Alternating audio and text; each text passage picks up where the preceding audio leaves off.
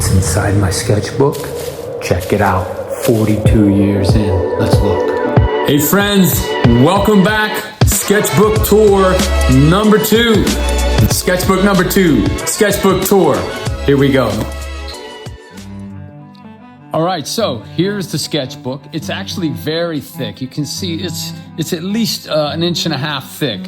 Whoa, dude. This book knocked me out when I first saw it. I was like, oh my gosh, this sketchbook is insane.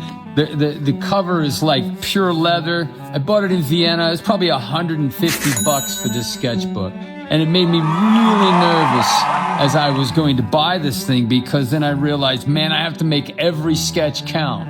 And that's really what I felt like for the longest time with this sketchbook.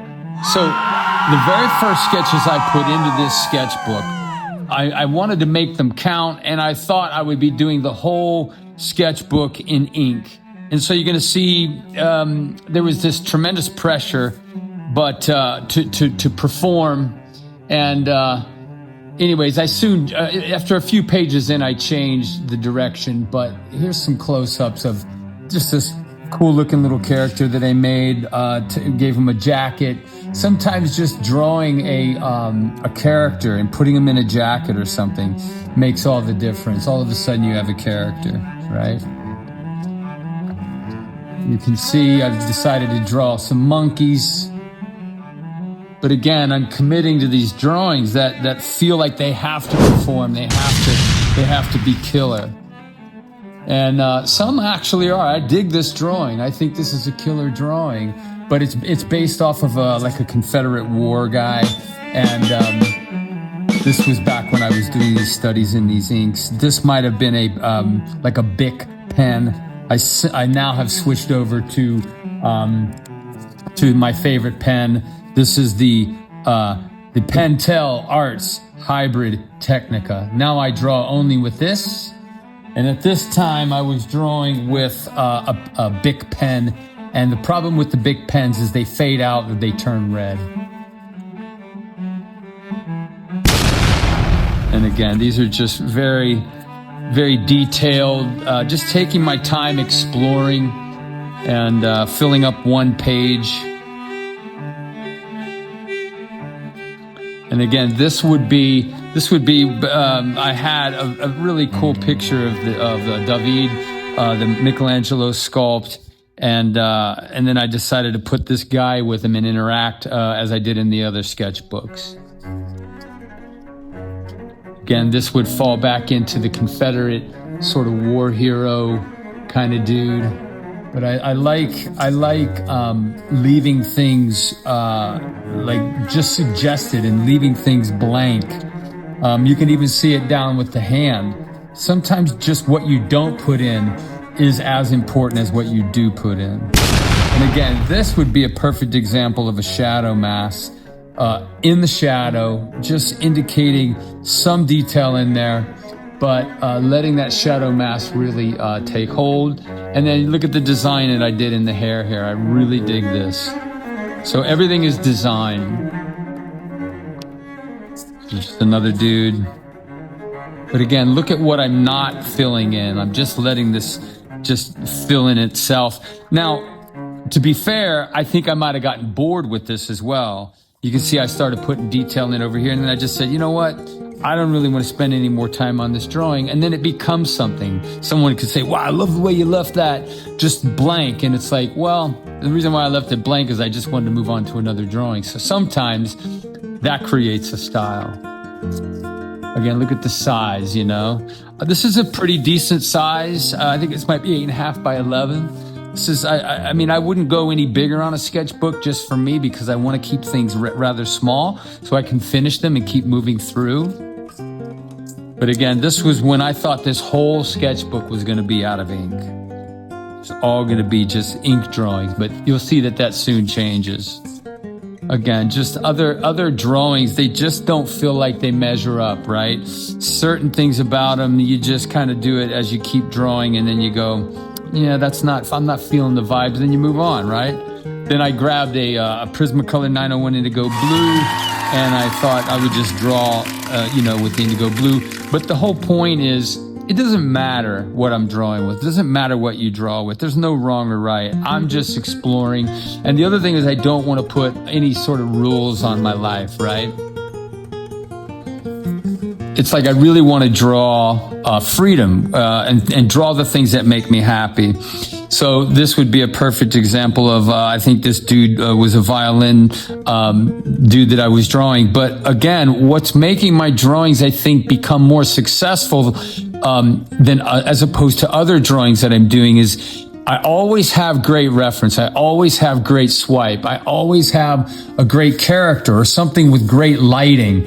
Anything you can do to make your drawing killer is by starting with, I call it winning from the beginning. Find great reference, find great swipe, and draw from that. This would be a pencil drawing that I did. I'm not sure what I was drawing with here. But again, you know, this is asymmetry where this lens is pushed out, this one's tinier. But again, this is shadow mass. I'm just massing that in, right? It's almost a graphic mass. But again, a great pick, a really great pick. Really, really cool. A lot of shapes going on there.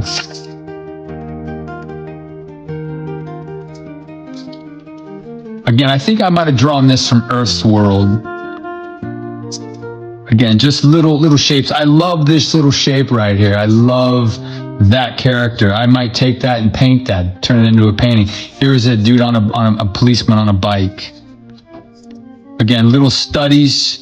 You know, like I dig this. I think this might have been drawn off of, I like this little idea too. Again, these are like, I'm making mental notes, right? And, but I love these shapes. These could be cool. I could come back to this if I'm bored or if I'm discouraged and look back at some of these things and go, oh yeah, that's cool. Maybe I take it into a painting. Maybe I run with it, right? Again, I think this is from Earth's World as well. Earth's World is this incredible site where the photographer, his name is Earth, and he takes a ton of really bizarre portraits of people at state fairs in really bizarre places. This is, again, I'm not even sure what this is from. This might have been Earth's World as well. But I just really dig this. I dig this drawing. I just look back at this, I'm like, yeah, that's cool. That really works for me.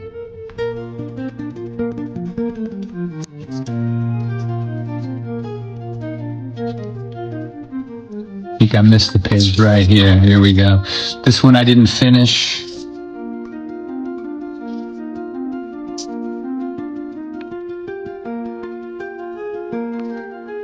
This is a really cool spread here. I really like this spread, and I think what I was working off of was just various photos that I had in my phone. But I'm also studying, you know, just what happens in the bone structure of an animal. Here is the vertebra and the tail, and then I turn this bad boy into a character, put a suit on him. I like this guy here, just playing around with the crop proportions of the head, right? This guy's really cool too. One bigger eye, one tinier eye. Oh, I believe in asymmetry. And then you have these really cool shapes. Again, nice study here of just this cool looking bird, right? A little cool monkey right there. Check out monkey. Hey, monkey. He's cool, right? And I think this page was a study off of a few different things. As I draw, so look at this page first of all. Look at these characters. Okay, this is the double page spread. But on this one in particular, here are some things I'm thinking about. As I draw, here we go. As I draw, check this out. As I draw, I'm thinking about Rembrandt etchings. I'm thinking about Peter de Sèvres designs. I'm thinking about Barry O'Donoghue's loose scribbles and Jeff Shelley's scribbles with the eyes. So these are three artists, Peter de Sèvres, Rembrandt, Barry O'Donoghue, and Jeff Shelley. Four artists that you should definitely know. Everybody knows Rembrandt. But these are guys that are doing things that I'm looking at and I say, hey, I want to remember that. So this is a guy, a friend of mine, Brian. And really, really great character.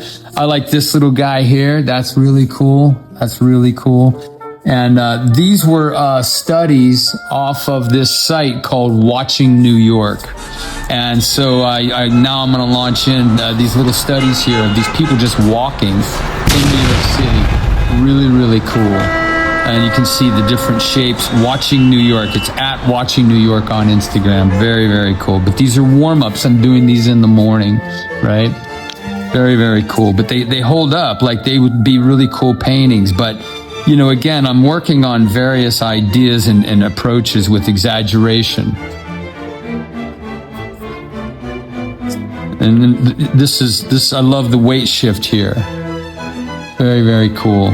But look at this fat, big weighty legs going down, and her far left leg supporting her weight. Very, very cool. Dig it. Here's another one here. And I like these lines just indicating the gesture and the flow of her body. Here's her leg coming down. I love this. It's really cool. It's not wrong to love your work. It's okay to love your work. I don't love everything I do.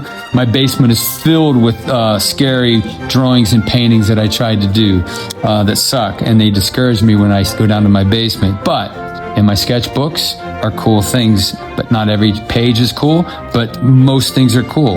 And these are the things that fire me up. Don't go down in the basement. Again, look at this. This is a cool little note here. This leg is heavier as it's coming towards us. This leg is skinnier. I like asymmetry.